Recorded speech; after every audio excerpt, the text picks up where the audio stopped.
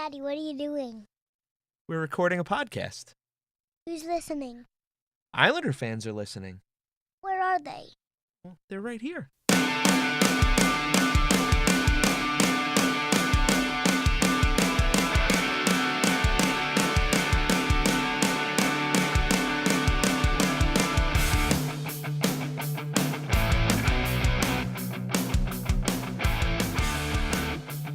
Welcome to the Isles Faithful Podcast with your host, Michael Sherline. Hello and welcome back to the Isles Faithful Podcast. This is episode 16. Today is December 5th, and I'm your host, Michael Sherline, as always. So, we're on the heels of an extremely disappointing loss last night to the Winnipeg Jets. Disappointing in that the Islanders didn't really play up to our expectations. Now, I understand Winnipeg is one of those teams that is a dynamic team, and they were struggling a little bit with injuries on the defensive end, like Boston, last week or the week before. And, it was an ample opportunity to get 2 points from a tough team. We played them great for 2 periods. It was 0-0. And boom, just like that, it's 1-0 Islanders. And you're thinking, much like I was thinking, oh, wow, the Islanders continue to play the third period like this. We're going to come away with 2 points, or at least get to overtime and maybe play for a chance at a extra point. No. Matt Barzal takes a dumb penalty 200 feet from the net, Barry Trotz said. So he wasn't really happy with it. And it's in the back of our net, just like that. And then what happens 21 seconds later? Winnipeg scores a second goal. Now, it's not like the Islanders didn't push back. I felt like they had pretty good pushback there. I believe they hit a couple of posts, a crossbar, had great chances. Hellebuck just stood on his head. And later on in this episode, we talked to Arthur Staple of The Athletic, New York City, and we talked about, the unfortunate ability of the Islanders to run into the hot goaltender here from time to time. And they get robbed of, an extra point or 2 points when they're playing well. And last night on Twitter, I kind of gave them a little bit of hell, and I said I didn't really feel like it was a great game. But when I sat and digested things a little bit and, got past my initial reaction, they played okay. But the power play is just continuing to be an issue. And, it is going to cost them points here if they can't figure it out. So it's something to watch moving forward. They got to do something. Again, Arthur Staple and I spent about 40 minutes in this episode talking about different scenarios and what could potentially be done with call-ups or guys named Josh Hosang, maybe, perhaps. You'll see. It is frustrating, though. Very frustrating. I'm frustrated. I always have a problem with that word. My wife always makes fun of me. It must be the Long Island in me. It forgets the R. So I treat it like it's a soft R, but it's not. But whatever. So what else can we talk about? We had Kuhnhackl and Bailey switching lines today at practice. So Bailey's going to go down to the third line, which I don't really dislike. But at the same time, we know he could potentially be moved back up right away. So, skating with Filppula and Komarov isn't really going to be the worst thing in the world. I think maybe his style will, mesh well with them. I don't really understand Kuhnhackl moving up to play with Lee, though. So, I don't know. Actually, he's not even playing with Lee, right? Who knows? Also, Robin Lehner hurt once again. They called up Gibson for yesterday. And he's flying with the team, or traveling with the team, I should say, to Pittsburgh for the games this weekend. We play Pittsburgh and then Detroit. Or Detroit, as they'll say, north of the border up there in the Canada. Yes, I said the Canada. So, what are you going to do here with the power play? How do you fix it? They're still too methodical with the puck. They constantly get shots blocked. And last night, against Winnipeg, it was not all the time the Jets themselves blocking the shots. So how many times did a puck go off a fellow Islander when they were on the power play? I don't get it. Ridiculous. They're grabbing their sticks or holding their sticks a little too tight and maybe waiting half a second too long to shoot the puck. I don't really understand why stuff like this happens, and it is a streaky thing. Power plays tend to be streaky units, and Arthur and I go into detail a little bit with that as well. So we'll get into that in a minute. We also talk about the defensive structure and how guys like Letty and Boychuk and even Scott Mayfield to a lesser degree seem to be thriving now under Barry Trotz, which is great to see. Nightvine, again, be very happy. I'm giving her Bay lots of love on the podcast. So she's probably laughing right now, and she'll kick me when she sees me the next time at Barclays, I'm sure. That's neither here nor there, though. What else did we talk about? We spoke about Lou Lamoriello's trade history. I broke down yesterday afternoon all of his different trades over the last, 2 decades. And, December, he had a bunch of moves, I guess, when teams struggled and he needed to make a move or they were starting to sell pieces off if they weren't competing or, going for the cup. And then we had a lot of January moves, a whole bunch of February moves, which obviously the trade deadline would bounce back and forth between February and March. So those 2 months obviously are the most popular. And he had a couple of big moves up there in Toronto in those 2 months, February and March as well. So, we go into a little bit of detail about that and who they could potentially go after. L.A. and St. Louis, I'm looking directly at you. You guys are both rumored to be potentially for sale. But we will go into that as well, so look forward to that. And I guess there's really not much else we could talk about last night that we're not going to talk about in a couple minutes. Now, I wanted to put this out yesterday prior to the game in Winnipeg. I wanted to really give a chance to talk about what would happen one way or another, though, prior to that. And here we are. And I'm disappointed. So, we got to pick this back up, though. Let's get into it. All right, joining me on the podcast this week is Arthur Staple of The Athletic New York. Art, what's going on? I'm good, Mike. How are you? Doing well, thank you. A lot of good stuff here over the last few games. Not all wins, but it looks like they're trending in the right direction. So we have that, and another a big game at the Coliseum on Saturday. I'm sure that was as electric in person as it was through my television. It was pretty exciting. Definitely hearkening back to the 2013 and 2015 playoffs and kind of the noise that started rumbling early in the day with the tailgaters and moving into the building and just it's certainly a smaller group of fans now that the capacity is down to just around 14,000, but they still make a lot of noise, and that building still sounds loud no matter how many people are in it, and those are all good things. And I think as far as the Islanders players are concerned, they're excited that not only to be back there, but the fact that this kind of changeover from Barclays to the Coliseum is happening in the middle of the year when usually the excitement has worn off of a new season and you're kind of a little bit of a ways away from the trade deadline and the playoff chase. So it could give them a nice little boost here through the dog days in December and January. And it's funny you bring up the dog days because it seems like they have been trudging along through what has historically been tougher times, in November and December's only a couple of days old here, so we'll see what happens here leading up to like the holiday break. But, Barry Trotz has them definitely in line with, the way some other teams might have been, when they do face adversity. So that's a good sign, at least for me. I don't know about for you.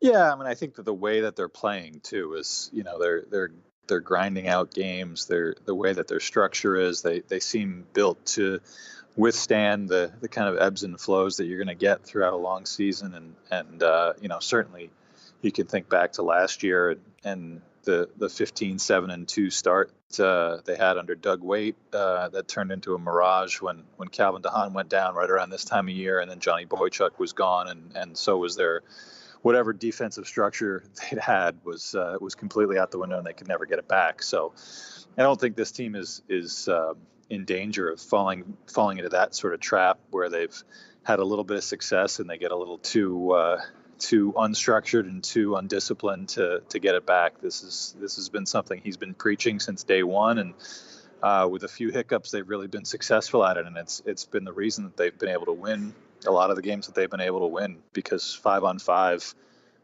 they're one of the 5 or 6 best teams in the league. It's been an impressive turnaround for them even in this short time. Now, we're going to touch base on the defense here a little bit, because you've got guys that seem to have struggled a little bit early on under Trotz in Leddy and Boychuk, and they've turned it around. Is that a sign of them maybe learning the systems 100% and kind of buying into the structure that he's been preaching? Because I know that both of them were different types of defensemen under previous regimes. Yeah, I think for Leddy, it's more getting used to playing that role of still being a top pair guy in terms of minutes, as he's been for the last couple of years since he became an Islander, but also, being as responsible as possible. It's even at his age and his experience level, where he's played, 400, 500 NHL games, he's being asked to do something different with Trotz, which is, be a little bit more physical in your own end, be a little bit more positionally responsible in your own end, and make sure that puck is out before you start going up the ice. I think it's taken him a little bit of time to incorporate, his skating offensive style game to that system that Trotz is teaching. So that's number one for him. And I think for Johnny Boychuk, it's just been health. I think you could see he was laboring a bit, getting used to, the knee surgery and the aftermath of that from last spring. And, he's 34. He's not a young man anymore. And I think it was just, getting that to the point where he could be comfortable, skating and moving around and kind of being the solid stay-at-home guy. And really, it's kind of, I think both of their games, it's coincided a bit with Trotz putting them back together and kind of abandoning that Leddy Pulock top pair, where it's 2 guys that are more offensive minded, that have to get used to being more defensive minded. And I think that was a bit of a struggle. So with Boychuk looking healthier than he's looked at all this season, back to the steady physical guy, I think the Leddy Boychuk pairing really is the best possible pairing. It's predicated on them both playing well and playing smartly. But I think that pair, and then Hickey and Pulock, which was a really good pair when Pulock had his best, had that 3-month stretch of being the best player on the team at the end of last season. I think those 2 pairs really work the best. So I think for Leddy and Boychuk, it's been good timing for them, that they both probably adjusted better health-wise and playing-wise, and now they're back together, both when they're kind of at their peak. I think a big tell for Boychuk maybe feeling 100% is his personality is back. You saw him pick up the tooth and bring it over to the bench in Boston the other night. He had the Makembe Mutombo, no, and I think there was one other little instance of the Johnny Boychuk playful personality we've seen in years past kind of creep back into his game, and it's excellent for fans. It's excellent for the Islanders also, obviously, because he's at his best right now. Yeah, I think you're right. I think he's always pretty loose in the room, but I think there was definitely some frustration with his mobility early on, and kind of trying to cycle through and find a partner that meshed well with him. It was Adam Pelech for a little bit, and Pelech's game has been a little too spotty to mesh with a guy like Boychuk, who really wasn't there physically. Thomas Hickey and him have a pretty bit lousy history if you look back over the last couple of years. So really, it's it's Leddy or no one. And I think when Trotz made that decision, you certainly no assurances that it's going to last the rest of the season. But I think that's a comfort zone for both of them, and his health is certainly the fact that it's improved. I think you're seeing the best Johnny Boychuk that you're going to get at this point in his career. Now, one other person I want to talk about before we move on is Scott Mayfield, and how all of a sudden, out of nowhere, this contract that he was given prior to Garth being shown the door seems like it's a steal with the way that he's playing and chipping in offensively. Now, do you feel, again, back to the systems under Trotz, is this something where maybe his game is best suited for it? Because he is a smooth skater, he's quick, and maybe he was more of an offensive-minded player, in his junior days or even earlier. So to that end, I can't really speak too much. I'm not all that familiar with his history, but I do know I'm liking what I'm seeing out of him right now. I think he's shown flashes of this before. He had a nice little run of production when he got called up 2 years ago and had a couple. I think it was like 5 or 6 points in a pretty short space of time. And last year 12 points. Not great, but nothing to sneeze at for a guy who plays his sort of third pair role. But yeah, I think the production is good. It's all coming at even strength, which is even better. And skating has always been kind of the major issue for him. I don't think he's being asked to do a whole lot. Much like we were talking about with Letty or Pulak, where you're asked to kind of rein it in a little bit more and be more secure in your own end. That's Scott Mayfield's game, and it has been since he was drafted. So, I think he does fit in well with this system, and I think the way that he shoots the puck, it doesn't seem like much. He's not going to be uncorking any Ryan Pulak type slap shots, but he gets it through, and that's the name of the game these days for a defenseman. If your shot can somehow get through and cause some traffic in front of the net or get people going towards the net, he's not going to score on a lot of those wrist shots that aren't going very fast. But that's the name of the game right now in the NHL for defensemen, and the production's been there. He's a smart player, and I think it's manifesting itself on the score sheet right now. We'll use something of what you said as a segue into the power play and the penalty kill here, or special teams in general. Shots getting through has been a big thing, especially from the defense. It seems they're maybe holding on to the puck a little too long, and by the time they're letting the puck go, lanes are being closed, sticks are getting in lanes. They're forcing the puck wide. They're playing around the perimeter, and I joked around on Twitter. I made a joke of a heat map against Columbus before they came back and scored the 2 quick goals. It seems like teams are just going to allow them to play around the perimeter, and maybe they need to figure out a way to maybe get the puck quicker into the zone, like Boston's power play did when Marchand scored. I think it was like 21 seconds into their power play. So what is ailing the power play specifically, and what have we seen maybe this week in practice that Trotz has changed up? Matthew Barzal went back with a phenomenal first unit with that still has Nick Letty and Josh Bailey and Jordan Eberle and Anders Lee. They're kind of sticking with the Pulak Boychuk 1-2 slap shot punch on that second unit. Still has Cal Clutterbuck in kind of the diamond spot in the middle. So you can debate personnel and things like that, and I don't think you put too much on the D men. I think Letty's obviously not producing a ton on the power play, but I don't think a lot has really run through him. He's not.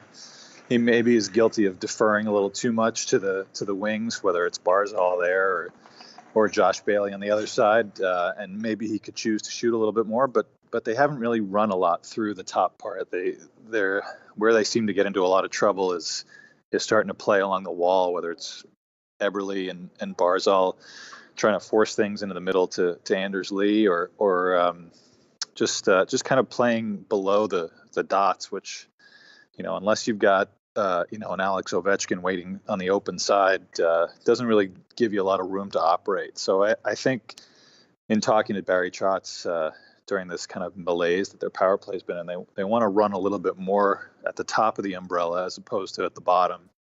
And that requires Nick Letty to shoot more, but I think he's ready to do that. I think it's more about making sure that there's some discipline there. I think as Barry said this week, the power play is not about ad-libbing. It's about being as disciplined and as scripted as possible. And I think a lot of that ad-libbing has fallen on Barzal's shoulders, where he's trying to beat guys on his own and do the things that he feels has made him successful in his 1 year plus of being in the NHL, but I don't think that's what the coaches are looking for. So, they don't have the talent that they had on that first unit last year without John Tavares. So I think it's incumbent upon them to listen to what the coaching staff is trying to say and be in their spots, and maybe there's a little bit more that can be run through Leddy at the point that they haven't done to this point. And as far as that second unit, I know people don't want to see Cal Clutterbuck there, but they want a shooter in the middle there, someone who can clean up what's left of trying to run stuff through those two big bombers at the point. And I think with Pulock in that OV spot on the off wing dot, I think they're trying to feed him there. But for him, I think it's about harnessing that big shot. He's not an Ovechkin. No one is who can just rifle it even when they're wide open with no screen. I think for Pulock, it's they've got to get some traffic. They've got to run some plays to get him free for that one timer. And it's not not a skilled enough group to make that happen without really following the script. So we'll see if they can correct their slide and try to be a little bit more disciplined and maybe run a little bit more through those D-men.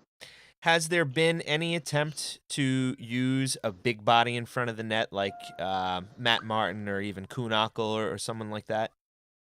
I don't think so. I think Clutterbuck is kind of Barry Trotz's version of a grinder who's got decent hands, who's going to muck it up in the middle. That was a spot that Andrew Ladd has occupied from time to time in his Islander career, and it's a spot that Brock Nelson has occupied. I'm a little surprised that they've stuck with Clutterbuck as long as they have, and I think moving Barzal back to that first unit really does make it a first unit, and if they have some success, they're going to get the bulk of the time anyway. So, I would think that at some point you got to find a way to get Ryan Pulock a little more power play time, but I think what Trotz is asking Pulock to do as a young defenseman this year of really focusing his efforts and he's leading the team in 5-on-5 minutes and he's playing a lot of penalty kill, which Leddy doesn't do. So I don't think they're quite as concerned about getting Pulock extra power play time because they really feel like they're putting a lot on his plate as it is. All right, that's all good stuff. And hopefully, these guys seem like they do know what they're doing, and they have ways to correct things. And it's not even like they haven't been getting no looks at all. There's been a couple of times where they maybe were a little too slow to get a shot off, or maybe made that extra pass where if they would have just put the puck on that, they would have had a great chance to score. And it's also been the case where they've maybe been being stifled by hot goaltending, because it seems like everybody that comes in, the goaltending on the opposition at least has been riding some sort of high. Rask had a great game the other night, and obviously Bob was playing out of his mind at certain stretches against Columbus. So you can't really control aspects like that, and I've talked about that pretty extensively here the last couple of episodes. Yeah, it's everybody will tell you that power plays are streaky, and this is not and I think Barry Trotz has really understood this. This is not you're not loading up your skill on one or the other. It's just they don't have any skill to load up really outside of a couple of guys. So, the way that they've been able to generate a lot of offense, even in games that where they've scored a lot of goals, and really they're right in the middle of the pack in terms of scoring goals this year. But I think the way that they've been able to do that to teams, whether it was LA or Philly early in the year or the Ranger game, they're taking advantage of teams' mistakes, and that's not really like a 5-on-4 type of situation. When they score power play goals, they're methodical the way that they kind of take advantage of teams, whether it's off the forecheck or counterattack at 5-on-5. So I don't see them being a dominant power play team at all this year.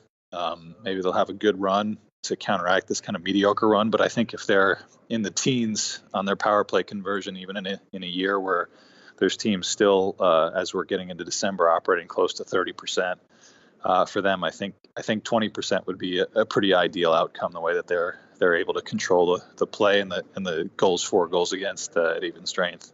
All right, correct me if I'm wrong here, because I'm going to go off of memory, but I seem to recall there being a year when Trotz was head coach of the Capitals where their power play was very low in the league. I'm not going to say dead last, but I'm pretty sure it was, bottom third of the league. Is that correct?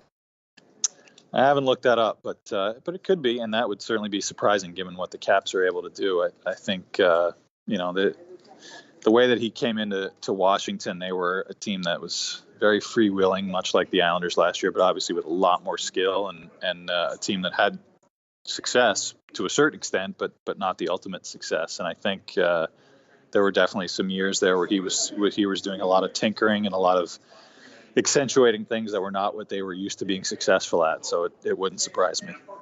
Now, I mean, we've got a guy like Hosang, and I know he's had his trials and tribulations, and I think you even had reached out to him last week for an interview that he declined smartfully. No offense to you, but he's on a hot streak, and obviously, the Islanders can use that type of offense.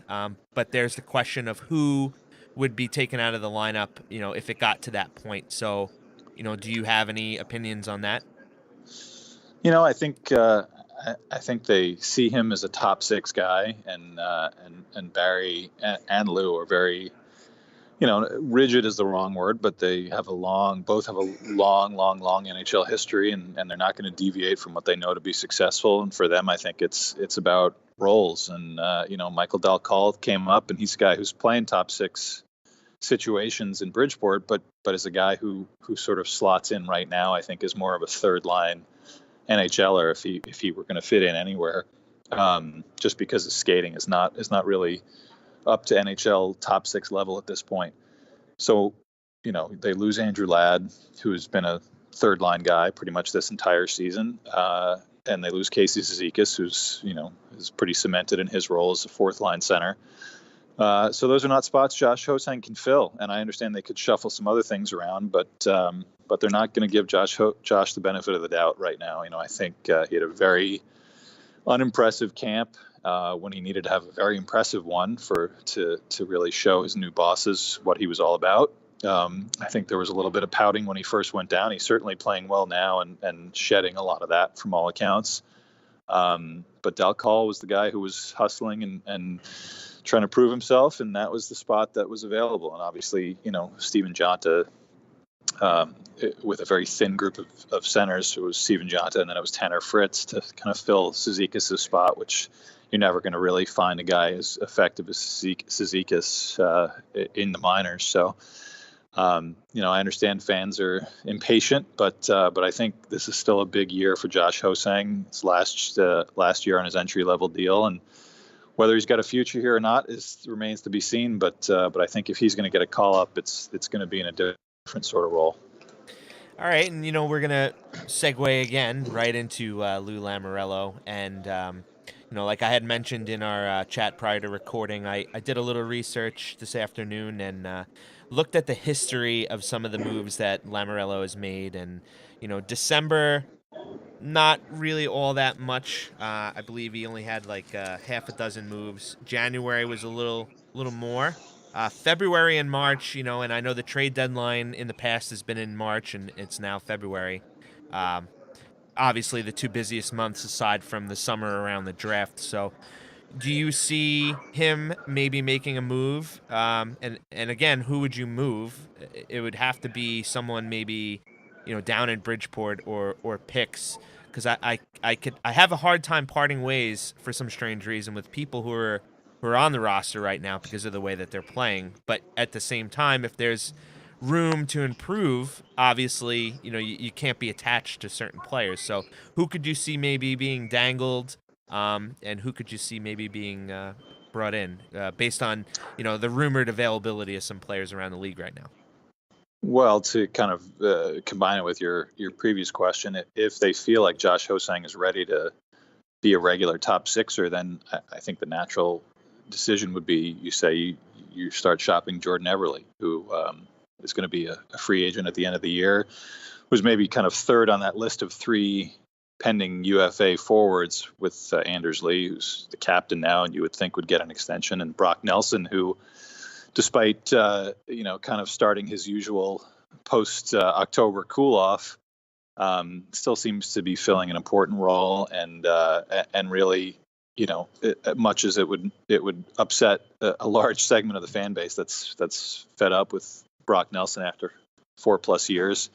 It's hard to find top 2 centers anywhere, and if he can be a reliable guy and a guy that Trotz feels like fills a need, if he's a 20-25 goal guy every year, I think that's enough to at least commit to for the next few years, because you don't really know what's out there as far as centers go. So I think then you're kind of left with Eberle, who's tailed off a bit this year, not playing regularly with Barzal, and even getting power play time has not really made it happen on the power play. So if he's the expendable guy, then you start to think, well, what could they get for him as you get closer to the deadline? Could they get a first-round pick? Maybe not. I don't think he's that kind of difference maker, but you could get maybe a second-round pick and a prospect, a B-level prospect, because he's a guy that could certainly help a team that needs some offense down the stretch. And you really only do that if you feel like Ho-Sang is ready to come up and be a permanent part of the team. So I think that's a question right there that Lou has to answer as we get into the next couple of months going towards that February trade deadline. And as far as bringing guys in, I still don't see them feeling like this team is worth sacrificing assets for. They don't have a ton as far as marketable assets. Like you said, there's not a lot of guys in the current NHL roster you'd say, well, this is someone we'd be willing to part with. There's just not a lot of young guys on this team. And as far as their prospects go, I would doubt that the 4 guys they drafted in the first 2 rounds last June are on the table at this point. Maybe a guy like Kiefer Bellows, who's just starting his pro career, is someone, Lou didn't draft him, so maybe he doesn't have as much affinity for him as Garth might have. But are they a sort of team right now that can start mortgaging the future for current success? And I don't really see that being a viable way to go. Lou is too smart for that. He's still really evaluating what he's got in this first year. Same for Barry Trotz. Maybe things change a little bit. Obviously, Robin Leonard has a little minor injury that's got him on the shelf right now, and this is his second one. Thomas Greiss, doesn't have an unblemished injury history. So if you need a goalie, then obviously things change because you're going to need that regardless. But I think beyond that, I would imagine if there's any, NHL players out there that they want to get, it's someone that they're looking to, have here and keep down the road, not anybody you'd get as a rental. So you'd call that more of a hockey trade, I guess. And I suppose there's some teams out there, whether it's St. Louis or Chicago or LA, that might be looking to unload some of their players. If you could get someone like Tyler Toffoli out of LA, cost a lot, but he's certainly a young scoring winger that would fill a need.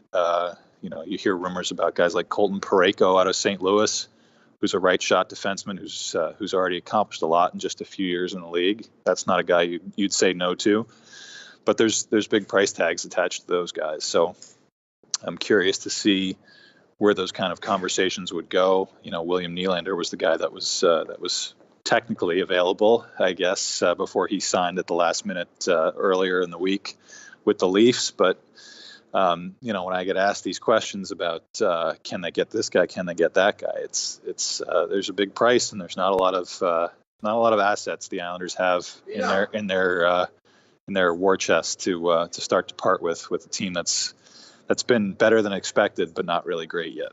It's all great points there, and I feel like the free agent signings that Lou made in Komarov and Filppula and Kuhnhackl would be the type of trades you would see a team like this make, down the stretch. They'd pick up some veterans. They'd pick up guys who have been, through the mill and played for Stanley Cups and been heart and soul guys on teams where needed that leadership to get them to the next level. So I mean, I agree there. I think that they're at a crossroads where, they're continuing to evaluate clearly. But there is really no point in unless you get tabled an offer for something that's going to make you leaps and bounds better today and in the future. I would have a hard time mortgaging the future in prospects and picks. otherwise. So I think that's great, and I would have probably brought up the same names you mentioned based on rumblings throughout the league and seeing who's struggling and trying to improve their themselves and their organizations. So, not really much else to say about that.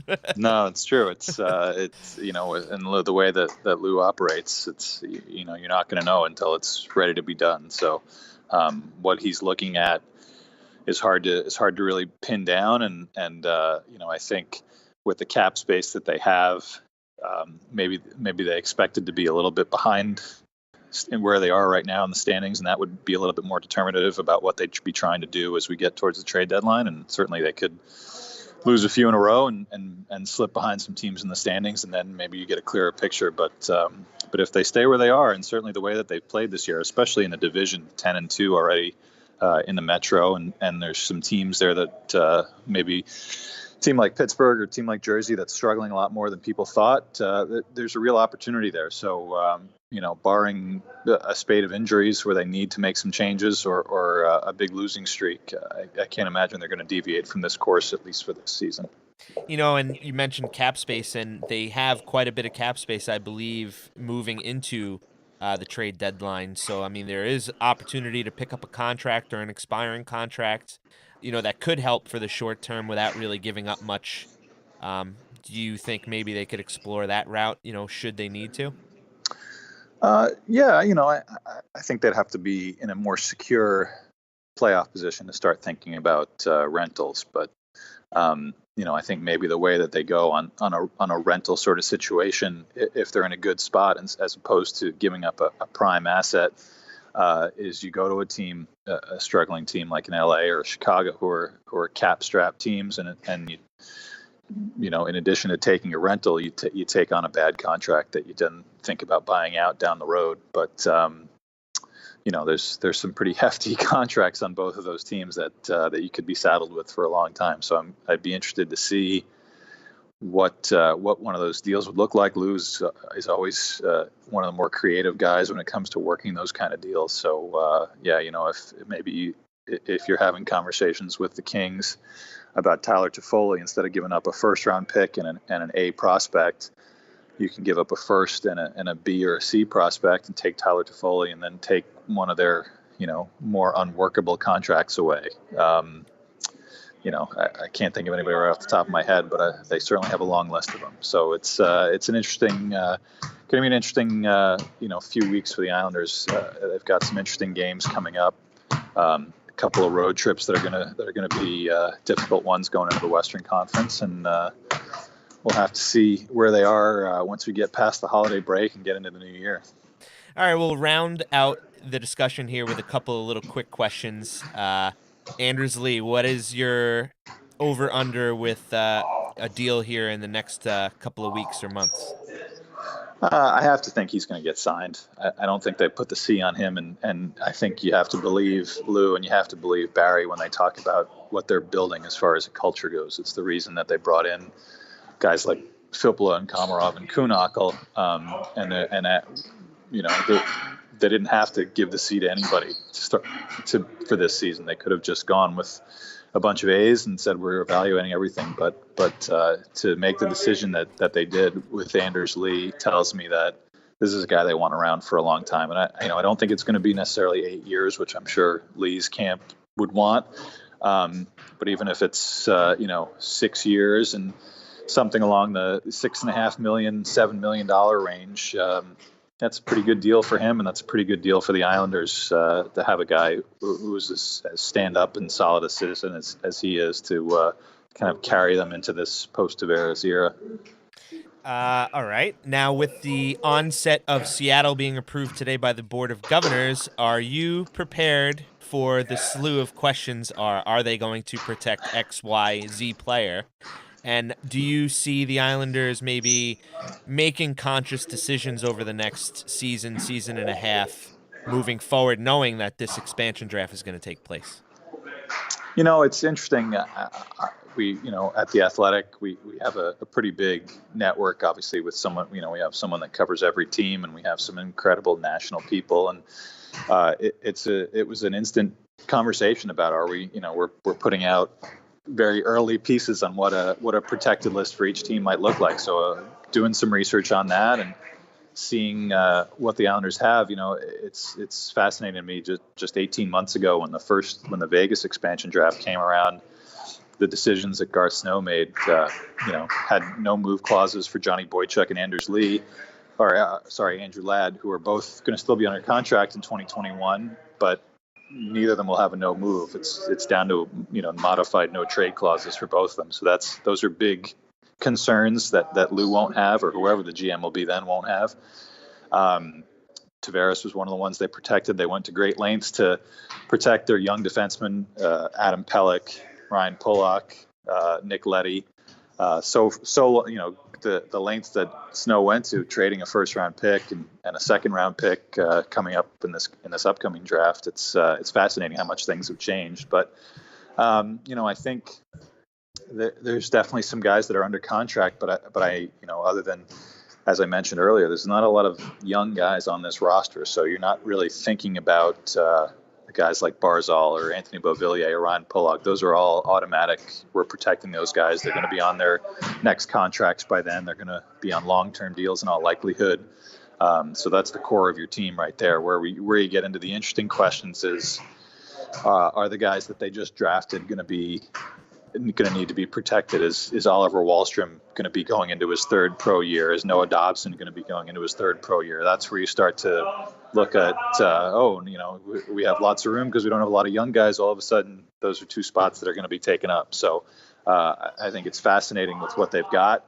But I think a lot of the familiar names, if they're still Islanders by then, will be kind of no-brainer ones to leave unprotected, and in some cases probably hope that they get picked to get their numbers off the books. And to that end, do you see this as an opportunity for Lou Lamoriello to maybe sign someone to more expensive or lucrative of a deal than he would previously, knowing that he's got a couple of chances to shell those contracts in the expansion draft? The way that Vegas went about their selections, I think the thing that's going to change for Seattle is I don't think a lot of GMs are going to feel the need to give up big assets to keep their preferred guys protected. I mean, you look at the deals that Florida made and Columbus. The guys that they gave up were really the cornerstones of Vegas' Stanley Cup run. So, and certainly there were guys that. Florida, I think if they had to do it all over again, would probably just let Jonathan Marchessault get picked and not have to give up Riley Smith in a deal, and same for Columbus and William Karlsson. So I think that part of it is going to change. So Seattle may be looking a little bit more strategically, and I would venture a guess to say that their first year is going to be filled with younger, unproven guys, and it's not going to be quite as wildly successful as Vegas was. So I think to that end, I don't think Lou is going to be guided by what he's going to have to leave unprotected in a couple of years.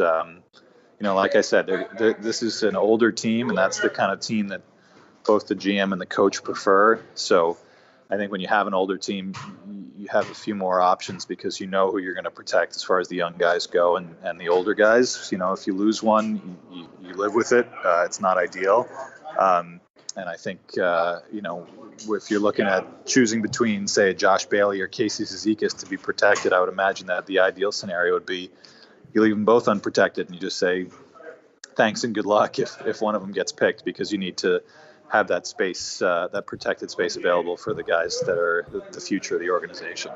All right, now to close out, do the Islanders make the playoffs? How many points does it take, and what are their odds here? Well, I don't think it's not gonna be a 95 points and you're out kind of situation. I think there's so much parity, especially in the Eastern Conference. There's obviously the big two teams in the Atlantic with Tampa and Toronto. I'm not ready to put Buffalo in that group yet, even though they've gotten off to a really hot start. Boston, I think, will be there eventually. And then in the Metro, Columbus looks good, but all the uncertainty with their guys, their Russian guys, Panarin and Bobrovsky, as we get towards the trade deadline, and those two guys don't seem ready to sign long term with Columbus. That could be a fracturing thing for them, and obviously Washington is going to be in a good position, but really the rest of it is completely wide open. So if it's a 90-point cutoff, that's a realistic number for this Islander team. And I think if it continues the way it continues with teams that maybe, like I said, Pittsburgh, Jersey, Carolina, teams that were expected to be a little bit better this year that are not, then yeah, I think the Islanders could very well be a playoff team, and not even one that just sort of squeaks in and has to face a Toronto or a Tampa in the first round, but one that finishes third and could get Columbus or Washington in the first round, and boy, wouldn't that be, I think outside of Islanders Leafs and facing John Tavares in the first round, Barry Trotz facing his old team in the first round, and Tom Wilson and all the storylines that would come into play there with Islanders Caps would certainly be fun to watch. So, I think as this team is constituted, they've been pretty lucky with injuries so far, been pretty healthy and getting the kind of goaltending that they need. And whether those things can last, you never know. But right now, as they sit with 50 some odd games left, sure, this team could be a 90, 91 point team and a definite playoff team. And you never know what can happen, especially if they get a hot streak and, reel off a couple of games in a row, especially, the way they've been playing. So that's a positive. But, the storylines that you're just itching to write if we face Washington or that bum up there in Toronto. Well, we'll see. We'll see what the reaction is, or where the Islanders sit when Tavares comes in. That's going to be the first time he comes down to the Coliseum, is right around the trade deadline. So, I imagine that if the Islanders are still fighting for playoff relevance and the Leafs are riding high, or the Islanders have taken a little bit of a tumble, it's going to be a rough go for JT that first game back. All right, so now, lastly, a little bit of joking around. Who do we got warming up behind you there, playing with a soccer ball or a basketball? These are the Winnipeg Jets that are out here in the hallway outside the press room. So not a lot of comfortable places to play two-touch here at Barclays. Is Patrick Laine playing Fortnite right now? I don't think so. If he is, he's keeping it very secret. All right. Now, are you running any specials there at the Athletic here moving forward into the holiday season?